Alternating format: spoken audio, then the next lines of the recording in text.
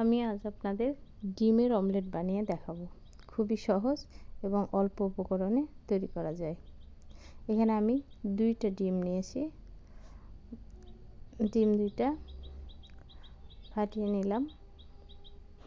এবার একটা হ্যান্ড উইচের সাহায্যে ডিমগুলো ফেটিয়ে নেব। এখানে চাইলে আপনারা কাঁটা চামচ ব্যবহার করতে পারেন। এটা খুব সহজ এবং অল্প উপকরণে তৈরি করা যায়, দুধ ডিম দিয়ে।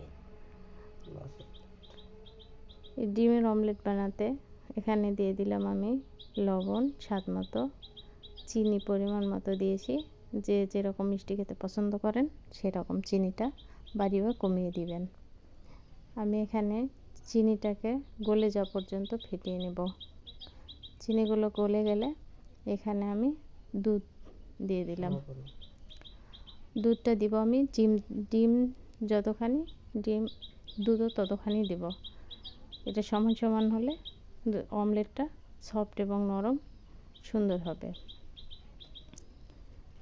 এবার আমি অন্য একটা বাটিতে একটু তেল দিয়ে মাখিয়ে নিলাম যাতে নিচে ধরে না যায়। এবার আমি ডিম দুধের মিশ্রণটা দিয়ে দিলাম।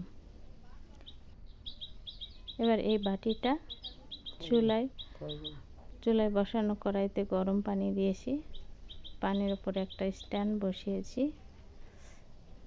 এই স্ট্যান্ডটা ওপরে বাটিটা দিয়ে দিলাম। পানিটা আমি স্ট্যান্ড সম পরিমাণ দিয়েছি। এবার একটা ঢাকনা দিয়ে ঢেকে দিলাম 15 মিনিটের জন্য। 15 মিনিট পর দেখুন আমার অমলেটটা সুন্দর হয়ে গেছে। এবার বাটির সাইডটা একটা ছুরির সাহায্যে একটু করে ছাড়িয়ে নিলাম। এই দেখুন আমার অমলেটটা রেডি হয়ে গেছে, কত সুন্দর নরম এবং সফট।